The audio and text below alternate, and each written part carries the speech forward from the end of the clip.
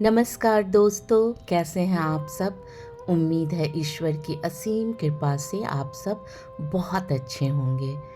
Friends, आज मैं जिस प्लांट की बात कर रही हूँ, उसकी पत्ती की शक्ल भगवान बुद्ध के आशीर्वाद देते हुए पाम से मिलता है। इसीलिए फ्रेंड, इस प्लांट का एक नाम बुद्धास पाम, बुद्धास हैंड भी है। फ्रेंड्स, यह एलोकेसिया फैमिली का प्लांट है और इसका नाम एलोकेसिया कुकुलाटा है। फ्रेंड्स, इसका एक नाम ड्वार्फ एलिफेंट ईयर्स प्लांट भी है। फ्रेंड्स, यह ट्रॉपिकल एरिया का पेरिनियल प्लांट है जो हॉट और ह्यूमिड क्लाइमेट में ग्रो होता है। फ्रेंड्स, ये वास्तु के हिसाब से भी बहुत शुभ माना जाता है।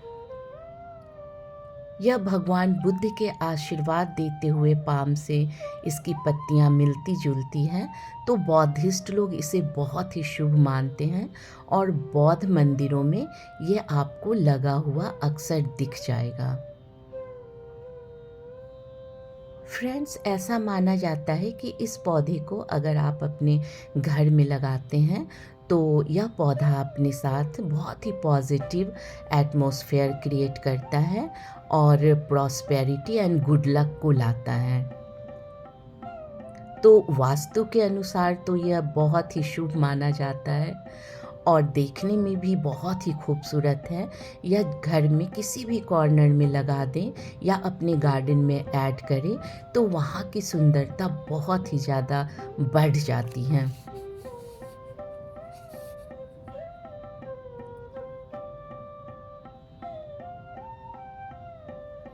फ्रेंड्स, चाइनीज़ हर्बल मेडिसिन में भी इसका इस्तेमाल किया जाता है। फ्रेंड्स, देखिए इसके ग्लॉसी पत्ते कितने खूबसूरत हैं। फ्रेंड्स, इसकी मिट्टी की बात मैं कर लूँ तो इसे वेल ड्रेन मॉइस्ट रिटेन करने वाली मिट्टी की ज़रूरत पड़ती है।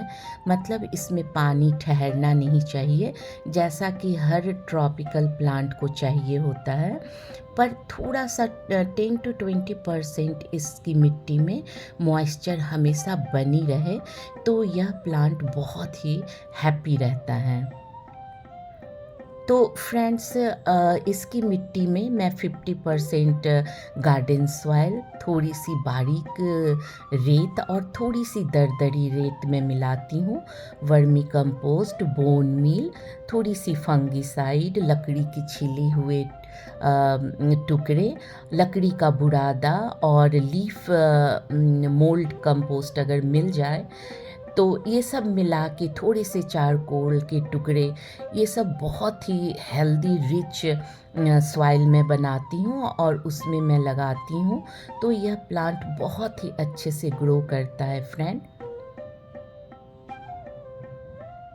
इस तरीके से फ्रेंड्स मैं मिट्टी में ये सारी चीज़ें मिलाती हूँ तो इसकी मिट्टी इसके अकॉर्डिंग बहुत ही अच्छी बनती है। फ्रेंड्स, इसके रूट में ट्यूबर्स होते हैं जैसे अरवी के प्लांट में होते हैं। फ्रेंड्स, उस ट्यूबर को कट करके और इसके रूट से मैं आपको आगे दिखाऊंगी इसकी रिपोर्टिंग करके।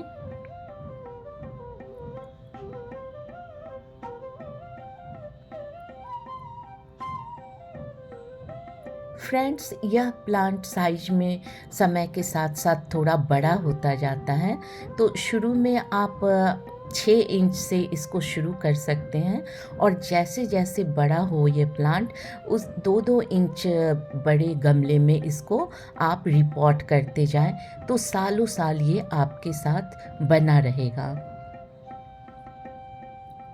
फ्रेंड्स, जब भी आप इसके पास जाएं, महीने में, 15 दिन में, सप्ताह में एक बार, तो प्यार से इसकी मिट्टियों की गुड़ाई कर दें इस तरीके से, ताकि ऑक्सीजन इसके जड़ तक अच्छे से मिलती रहे और मीडिया थोड़ा एयरी बना रहे तो यह प्लांट बहुत ही हैप्पी रहेगा।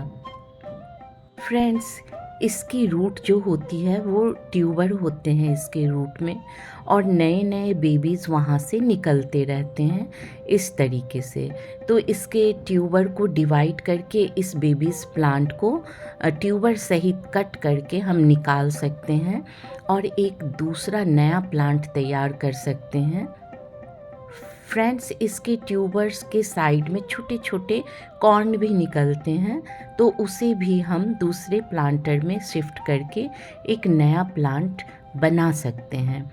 फ्रेंड्स, बहुत दिन पहले मैंने एक कॉर्न और इसके एक ट्यूबर को मैंने इस प्लांटर में लगाया था, जिसमें कि तुलसी माँ भी उगाई, और पानी का तालमेल ठीक से नहीं होने की वजह से न तुलसी माँ ठीक से ग्रो हो पा रही थी और ना ही ये एलोकेसिया कुकुलाटा।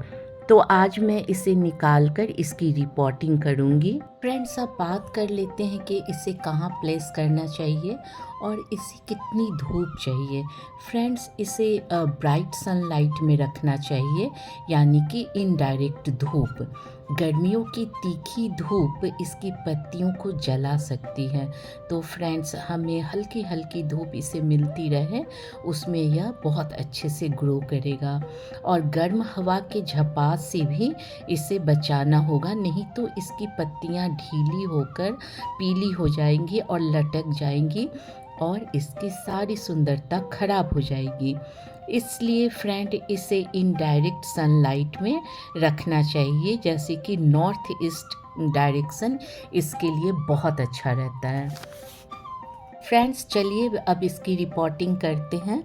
तो जो बेबीज़ प्लांट मैंने लगाए थे ट्यूबर से इसके, और एक कॉर्न मैंने लगाए थे, तो वो ओवर वाटरिंग की वजह से मुझे लग रहा है कि उसके रूट रॉट हो गए थे, तो उसे मैं इस वेल ड्रेन सॉइल में लगाऊंगी और साथ में बात करूंगी इसकी वाटरिंग की।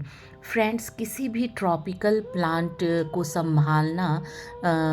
संभालने के लिए उसकी वाटरिंग रिक्वायरमेंट को समझना बहुत ज़रूरी होता है। इस प्लांट को पानी तो चाहिए पर ओवर वाटरिंग बिल्कुल भी नहीं, क्योंकि ये एक ट्यूबरस प्लांट है। इसकी जड़ों में अरबी की तरह फाइब्रस रूट्स होते हैं जो ओवर वाटरिंग से गलने शुरू हो जाते हैं और जड़ों में सड़न पैदा होने से ये मर जाते हैं। तो पानी से भी ज़्यादा ज़रूरी है इस प्लांट के आसपास ह्यूमिडिटी का लेवल मेंटेन रहे। फ्रेंड्स, देखिए ओवर वाटरिंग से इसकी रूट गल गई थी, तो वहाँ मैंने फंगिसाइड लगा के इसे लगा दिया। पर फ्रेंड, पानी इसे 2 दिन बाद डालेंगे। और फ्रेंड्स, इसे मैं साल में 2 बार फरवरी और सितंबर में एक एक चम्मच स्लो रिलीजिंग फर्टिलाइज़र डाल देती हूँ, वह इसके लिए सफिशिएंट रहता है।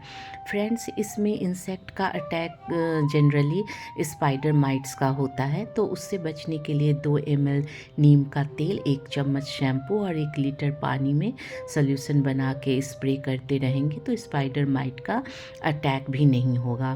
फ्रेंड्स, इसे घर के किसी भी कोने में 3-4 दिन के लिए इंडोर रख सकते हैं और फिर इसे बाहर निकाल देना चाहिए। इस तरीके से यह प्लांट्स आपके साथ हमेशा बना रहेगा और घर की सुंदरता भी हमेशा बनी रहेगी। Thanks for watching my video.